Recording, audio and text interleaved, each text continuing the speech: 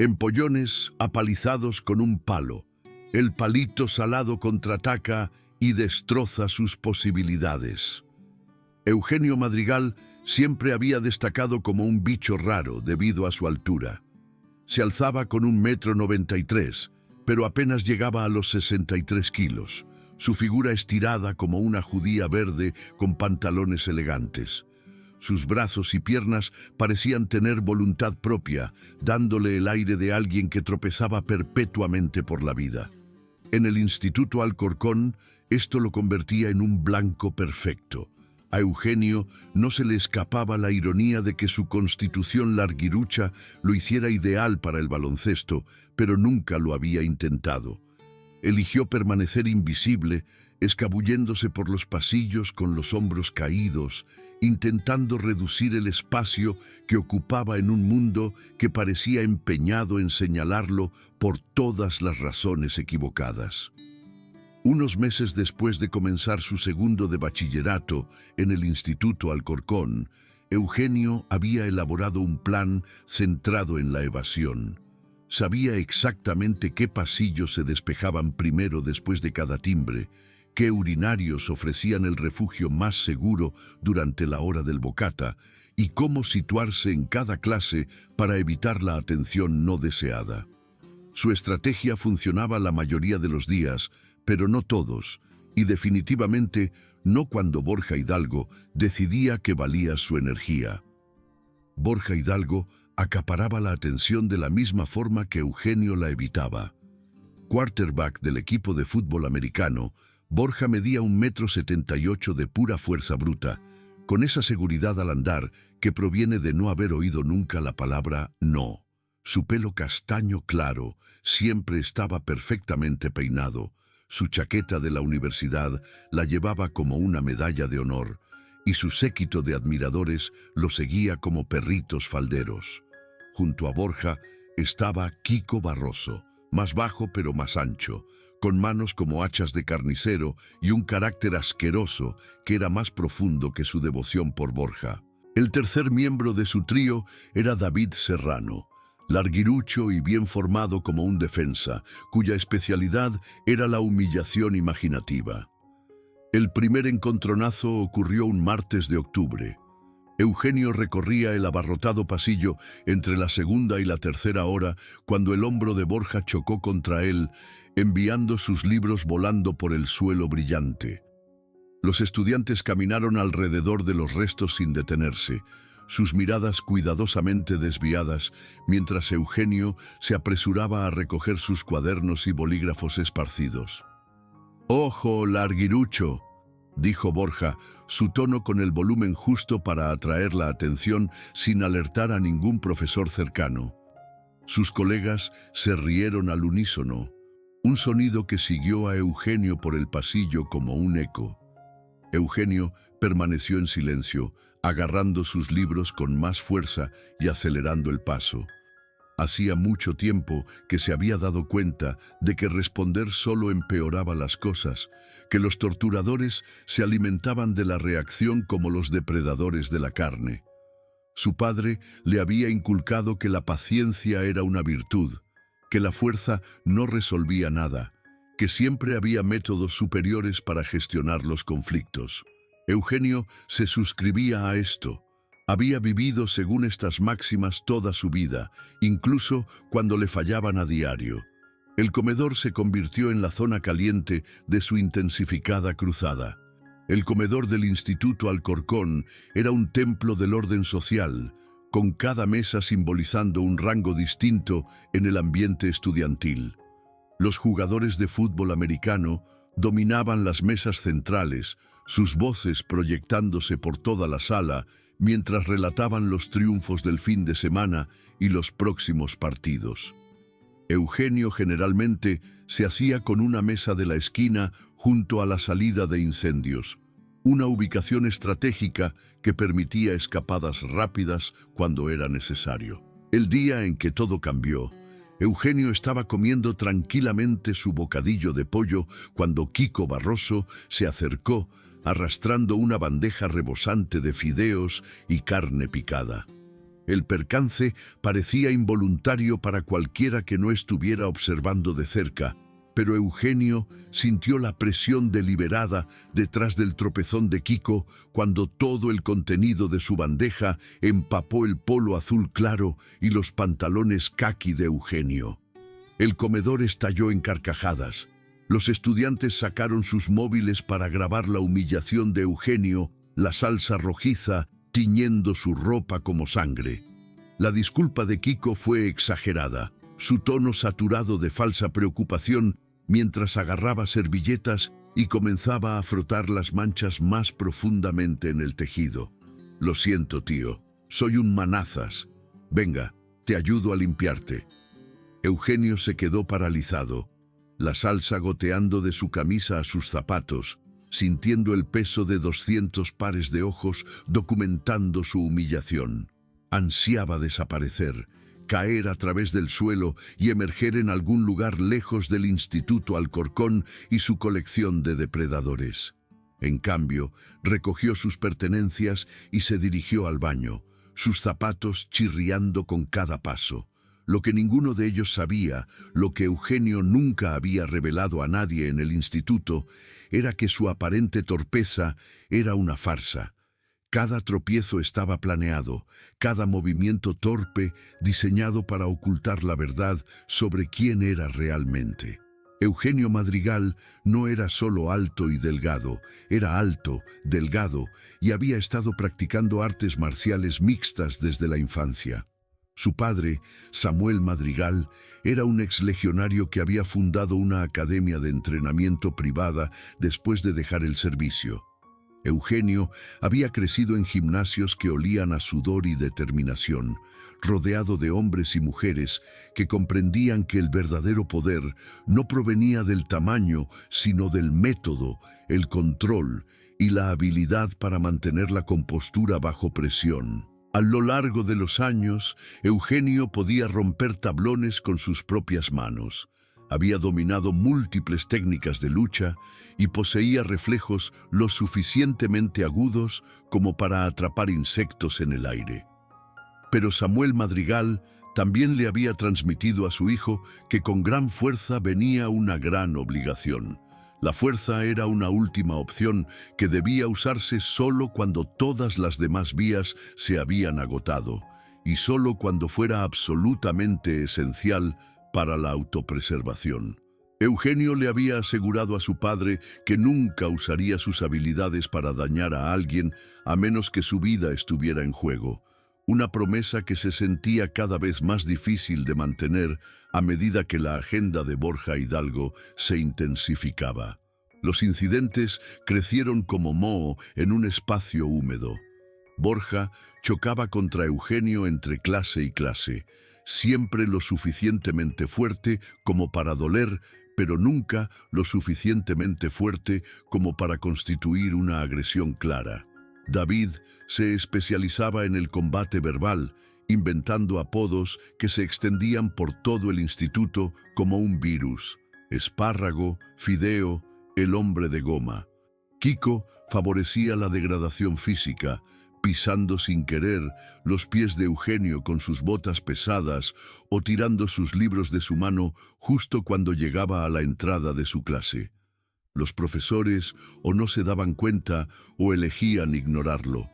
La señora Juana miraba hacia otro lado cuando Borja hacía gestos de disparar con sus dedos durante la clase de literatura, apuntándolos a Eugenio mientras murmuraba «¡Bang!» y fingía exhalar humo de los cañones.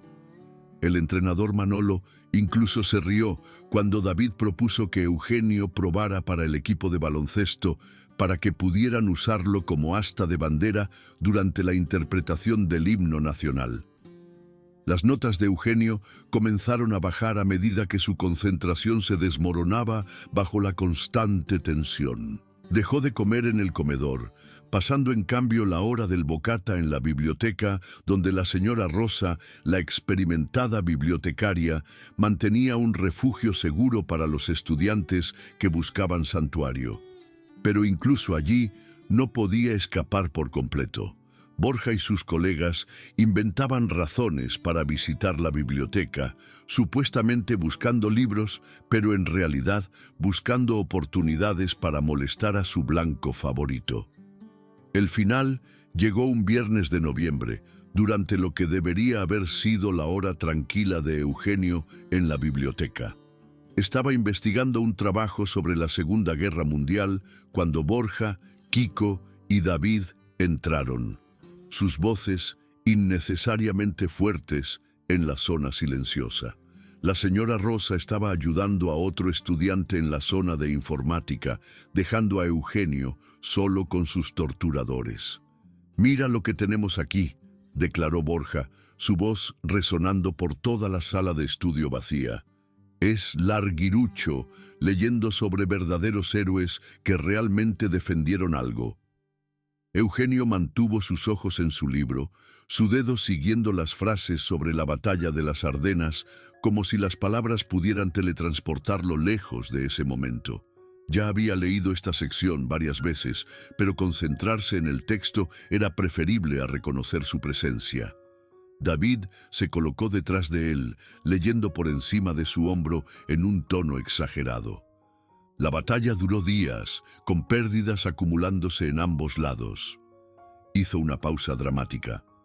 «Oye, Eugenio, ¿crees que durarías unos minutos en una pelea de verdad?» Kiko se rió entre dientes, sacando su móvil para grabar un vídeo. «Deberíamos probar esa teoría». «¿Qué dices, espárrago? ¿Quieres mostrar esas habilidades de lucha que claramente estás ocultando?» La mandíbula de Eugenio se tensó casi imperceptiblemente. Estaban tanteando, pero también se estaban acercando a la verdad más de lo que nadie lo había hecho antes. Cerró su libro con cuidado, preparándose para irse, pero Borja se interpuso en su camino. «¿A dónde vas, Fideo? Apenas estamos calentando». «Tengo que ir a clase», dijo Eugenio en voz baja, su tono firme a pesar de la adrenalina que comenzaba a bombear por su sistema.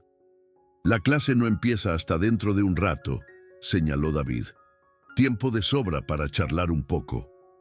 Borja se inclinó más cerca, su aliento cálido en la cara de Eugenio. «¿Sabes lo que pienso? Creo que eres exactamente lo que pareces ser. Un perdedor débil y patético que nunca ha defendido nada en su vida. Creo que si alguien te diera una hostia ahora mismo, te quedarías ahí parado y te la tragarías como el cobarde que eres». Las manos de Eugenio permanecieron firmes, pero algo parpadeó en sus ojos. Por un instante, el disfraz se deslizó y Borja captó un indicio de algo que le hizo retroceder un paso contra su voluntad. «¿Qué fue esa expresión?», Zrenia preguntó Kiko, acercándose. «¿El espárrago acaba de intentar intimidarte?»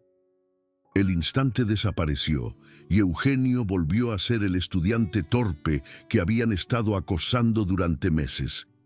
Recogió sus libros e intentó irse, pero David agarró su mochila tirándolo hacia atrás.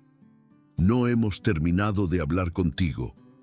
La confrontación podría haber escalado allí mismo, en el ambiente tranquilo de la biblioteca, pero la voz de la señora Rosa resonó desde la zona de informática, recordando a los estudiantes las normas de búsqueda adecuadas. Los tres matones intercambiaron miradas y optaron por posponer su diversión hasta que se presentara un lugar más privado. Ese lugar llegó el siguiente lunes, después del entrenamiento de baloncesto. Eugenio se había quedado hasta tarde en la biblioteca una vez más, esperando a que los pasillos se despejaran antes de intentar su camino hacia el aparcamiento donde le esperaba su destartalado sedán. Noviembre había traído una ola de frío temprana a su pequeño pueblo, y la oscuridad llegaba rápidamente después de las 4 de la tarde. Las farolas del aparcamiento formaban charcos de luz amarilla separados por zonas de sombra profunda, ideales para eventos que preferían evitar la atención de los adultos. Eugenio estaba buscando a tientas sus llaves cuando escuchó pasos acercándose por detrás. No tuvo que darse la vuelta para saber quién era. Las voces eran tan reconocibles como sus propias ansiedades. «Vaya, vaya, vaya». La voz de Borja viajó por el aparcamiento desierto. «Mira a quién nos encontramos, solito en la oscuridad». Eugenio se giró lentamente, sus llaves aún apretadas en su mano derecha. Borja, Kiko y David estaban a unos 6 metros de distancia, extendidos en una formación que bloqueaba su acceso al edificio del instituto. En las manos de Kiko había un bate de metal, el metal reflejándose en las farolas del aparcamiento. «Lo interesante del entrenamiento de baloncesto», dijo David en tono conversacional. «El entrenador siempre deja el equipo tirado por ahí. Es increíble lo que puedes encontrar si sabes dónde buscar». La mente de Eugenio repasó rápidamente las opciones. Su coche estaba detrás de él, pero nunca llegaría antes de que acortaran la distancia.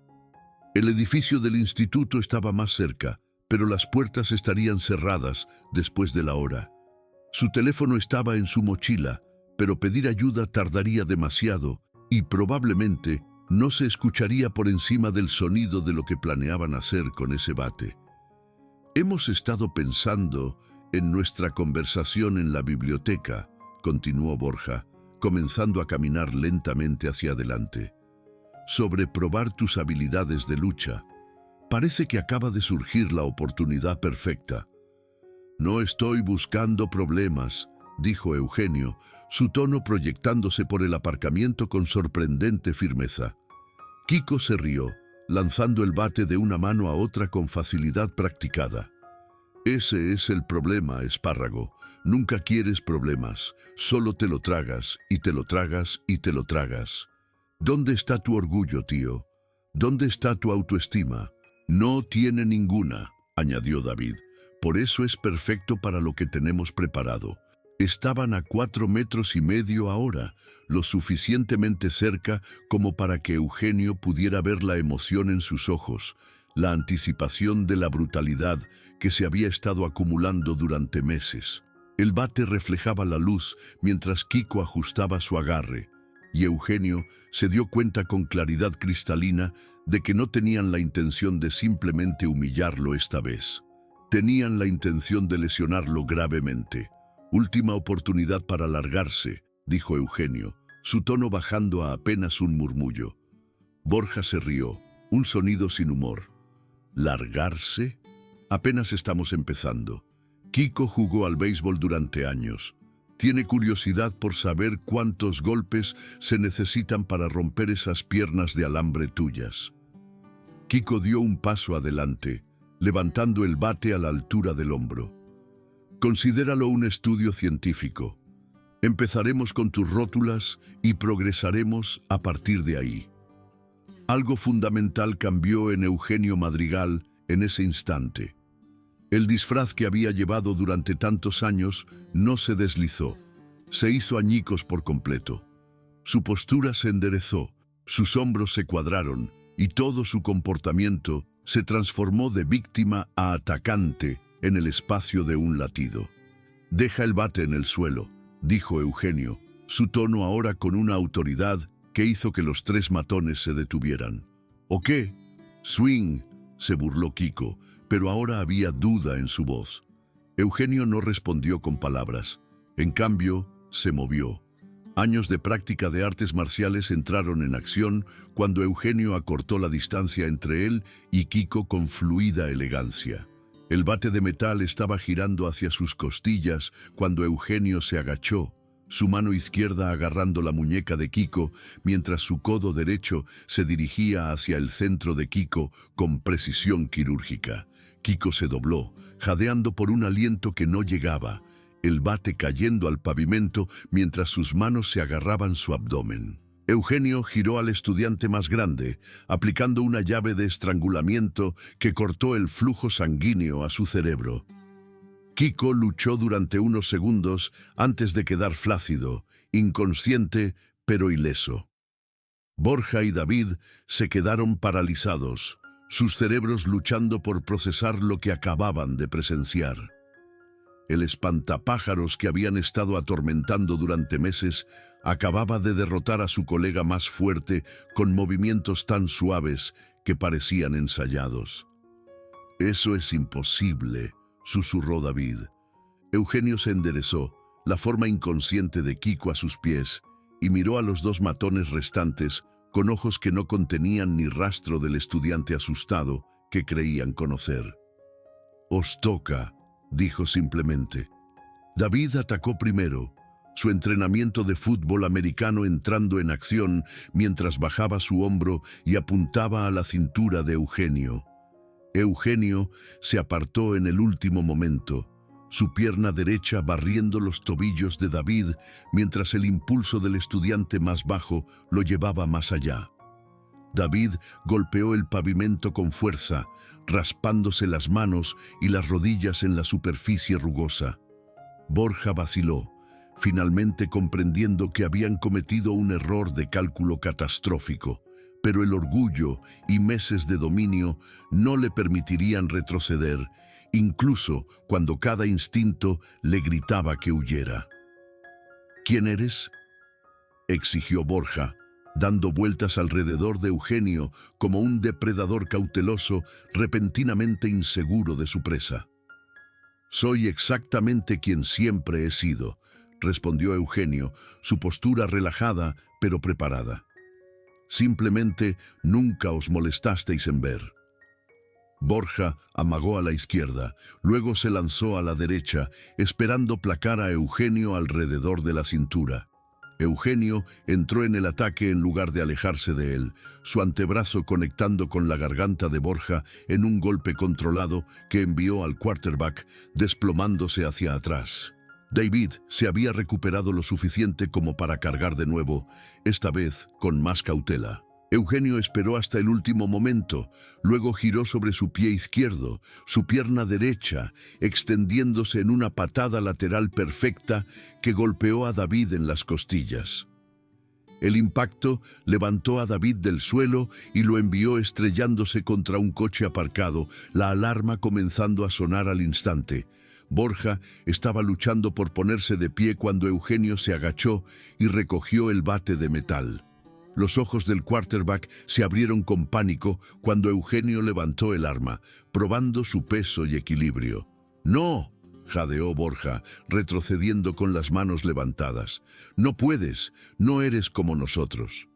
Eugenio consideró esto por un momento, el bate equilibrado perfectamente en sus manos. A su alrededor, la alarma del coche continuaba su estridente protesta, pero no llegaba ayuda. Estaban solos en la oscuridad con los resultados de sus decisiones. «Tienes razón», dijo Eugenio finalmente. «No soy como vosotros».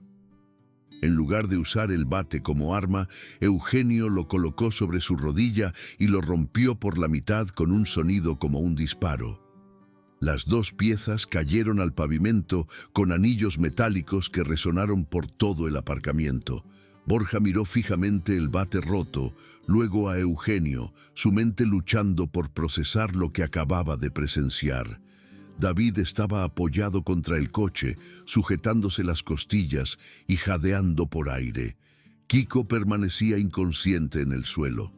«Pero esto es lo que va a pasar», continuó Eugenio, su tono llevando la tranquila autoridad de alguien acostumbrado a ser obedecido. «Me vais a dejar en paz. Todos vosotros, no más empujones en los pasillos, no más incidentes en el comedor, no más apodos creativos. Vais a fingir que no existo». «Le has roto las costillas a Kiko», graznó David. Eugenio miró al estudiante inconsciente, luego de vuelta a David. «Sus costillas están bien, está durmiendo, se despertará en unos minutos sin nada peor que un dolor de cabeza». Borja encontró su voz, aunque salió apenas como un murmullo. «¿Cómo has hecho eso? ¿Cómo has aprendido a pelear así?» Eugenio consideró si responder, luego decidió que algunos secretos valían la pena compartirlos. «Mi padre dirige un dojo. He estado practicando desde la infancia. Podría haber terminado con todo esto hace meses». «Entonces, ¿por qué no lo hiciste?», Zrenia Borja, algo de su antigua arrogancia volviendo a su voz. Porque me enseñaron que la fuerza debe ser un último recurso, que con gran fuerza viene una gran obligación, que siempre hay un método superior para resolver los problemas que lastimar a la gente. Eugenio señaló el bate roto, la forma inconsciente de Kiko, la respiración trabajosa de David. Pero vosotros tres dejasteis muy claro que no estabais interesados en mejores métodos. Kiko se removió, gimiendo cuando la conciencia regresó. Sus ojos se abrieron lentamente, enfocándose en Eugenio de pie sobre él. ¿Qué ha pasado? Component placement, murmuró Kiko, luchando por sentarse. Os habéis dado cuenta de algo importante, respondió Eugenio. Todos vosotros. Borja ayudó a Kiko a ponerse de pie, ambos manteniendo una cuidadosa distancia de Eugenio. David se alejó del coche, todavía protegiendo sus costillas, pero aparentemente ileso. Esto no ha terminado, dijo Borja, pero la amenaza carecía de convicción. Eugenio sonrió, la expresión transformando toda su cara. Sí, lo está, porque si no lo está, si alguno de vosotros me vuelve a molestar, si siquiera me miráis mal, me aseguraré de que todos en el instituto sepan exactamente lo que pasó aquí esta noche. Cómo los tres tipos más duros del instituto fueron desmantelados por el espantapájaros al que han estado acosando durante meses. La amenaza resonó más fuerte que cualquier golpe físico podría haberlo hecho.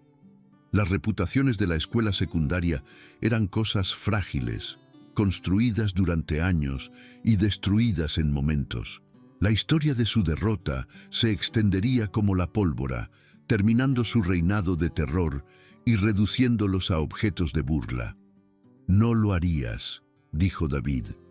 Ponedme a prueba, respondió Eugenio. Se fueron sin decir una palabra más, ayudando a Kiko a caminar hasta la camioneta de Borja, sus cabezas bajas y su fanfarronería completamente desinflada. Eugenio los vio alejarse. Luego caminó hacia su propio coche, sus manos completamente firmes, mientras insertaba la llave y arrancaba el motor. El siguiente lunes trajo una nueva dinámica al Instituto Alcorcón. Borja Hidalgo caminaba por los pasillos con los ojos bajos, ya no acaparando la atención, sino evitando activamente. Kiko Barroso se sentaba solo en la hora del bocata, su habitual comportamiento confiado, reemplazado por miradas nerviosas cada vez que Eugenio entraba en el comedor. David Serrano inventaba razones para tomar rutas alternativas entre clase y clase, asegurándose de que sus caminos nunca se cruzaran. Otros estudiantes notaron el cambio de inmediato. El trío que había gobernado a través de la intimidación se había vuelto repentinamente retraído, casi tímido. Se extendieron rumores sobre lo que podría haber desencadenado un cambio tan dramático, pero nadie sospechaba la verdad. Eugenio, mientras tanto, descubrió que defenderse tenía resultados más allá de la satisfacción inmediata de la justicia servida. Los estudiantes que antes lo habían ignorado comenzaron a asentir en los pasillos. Los profesores que habían pasado por alto su presencia comenzaron a llamarlo en clase. El estudiante invisible se estaba volviendo lentamente visible, pero en sus propios términos. La transformación culminó 2 semanas después, cuando el entrenador Manolo se acercó a Eugenio después de la clase de gimnasia. «Madrigal», llamó el entrenador mientras Eugenio salía del vestuario. «¿Un segundo?» Eugenio se detuvo, preguntándose si de alguna manera el incidente del aparcamiento había salido a la luz. «Sí, señor. Te he estado viendo en clase. Te mueves diferente a la mayoría de los estudiantes de tu tamaño. ¿Alguna vez has practicado algún deporte?» «No en el instituto», respondió Eugenio con cautela. El entrenador Manolo lo estudió con el ojo entrenado de alguien que había entrenado a atletas durante años. Tienes alcance, buena estabilidad, reflejos rápidos. Las pruebas de baloncesto son la semana que viene. Deberías pensarlo. Eugenio sintió que algo se desbloqueaba en su pecho, una puerta abriéndose a oportunidades que nunca se había permitido considerar. Lo pensaré, entrenador. No lo pienses demasiado, dijo Manolo con una sonrisa. El equipo podría usar a alguien con tus habilidades ocultas. La frase pilló a Eugenio desprevenido. ¿Sabía el entrenador algo o era simplemente casualidad? ¿Habilidades ocultas? Zrenia repitió Eugenio. Hijo, he estado entrenando a estudiantes durante años. Puedo detectar a los que son más de lo que parecen ser. La pregunta es, ¿estás listo para dejar de esconderte? Eugenio miró al otro lado del gimnasio, donde los estudiantes se reunían para la siguiente clase, donde Borja Hidalgo estaba notablemente ausente de su posición habitual de prominencia, donde el orden social había cambiado de maneras sutiles pero significativas. Sí, dijo Eugenio finalmente, creo que sí. La historia se extendió eventualmente, como lo hacen las historias en el instituto. No la verdad completa, sino piezas y rumores que crecieron al contarse. Algunos dijeron que Eugenio Madrigal había derrotado a 3 matones él solo. Otros afirmaron que había roto un bate con sus propias manos. Algunos susurraron que venía de un linaje de luchadores, que su comportamiento tranquilo ocultaba habilidades peligrosas. Eugenio no confirmó ni negó nada de eso. Dejó que el misterio creciera, entendiendo ahora que a veces la reputación era más poderosa que la realidad. Lo importante era que el acoso cesara, no solo para él, sino también para los demás. La pandilla de Borja Hidalgo había perdido su gusto por aterrorizar a los débiles, aparentemente dándose cuenta de que las víctimas podían tomar represalias de formas que nunca anticiparon. Un viernes por la noche de diciembre, Eugenio se encontró de nuevo en el aparcamiento del instituto, pero esta vez como parte del equipo junior de baloncesto que regresaba a casa después del entrenamiento. Su transformación de blanco a atleta había sido notablemente fluida, su altura natural y su gracia oculta haciéndolo un jugador formidable a pesar de su comienzo tardío. Mientras cargaba su equipo en su coche, Eugenio notó a Borja Hidalgo caminando solo hacia el aparcamiento de estudiantes. Sus ojos se encontraron a la distancia y por un momento el tiempo pareció suspenderse. Entonces Borja asintió, un pequeño gesto que podría haber sido respeto o reconocimiento o simplemente reconocimiento de que su guerra había terminado. Eugenio asintió de vuelta, entendiendo que el perdón no requería amistad, que la justicia no exigía odio continuo. El estudiante asustado y acosado se había ido, reemplazado por alguien que entendía su propio valor y no dejaría que otros lo disminuyeran. Conduciendo a casa por las calles oscurecidas, Eugenio reflexionó sobre las lecciones aprendidas y los precios pagados. La fuerza había sido de hecho el último recurso, utilizada solo cuando todas las demás vías se habían agotado. No se había convertido en el matón, no había dejado que la fuerza lo corrompiera en algo que despreciaba. En cambio, había encontrado el equilibrio entre el poder y la moderación, entre defenderse y mantener su brújula moral. Su padre había tenido razón sobre la obligación que venía con la fuerza, pero Eugenio también se había dado cuenta de algo más. A veces, esa obligación significaba usar tu fuerza para protegerte a ti mismo y a otros de aquellos que abusarían de los indefensos. El espantapájaros se había ido, reemplazado por alguien que podía doblarse sin romperse, alguien que entendía que la verdadera fuerza no provenía del tamaño o la agresión, sino del coraje para ser precisamente quien estabas destinado a ser. Las farolas del aparcamiento se hicieron más pequeñas en su espejo retrovisor mientras Eugenio conducía hacia casa, hacia un futuro donde nunca más tendría que ocultar quién era realmente.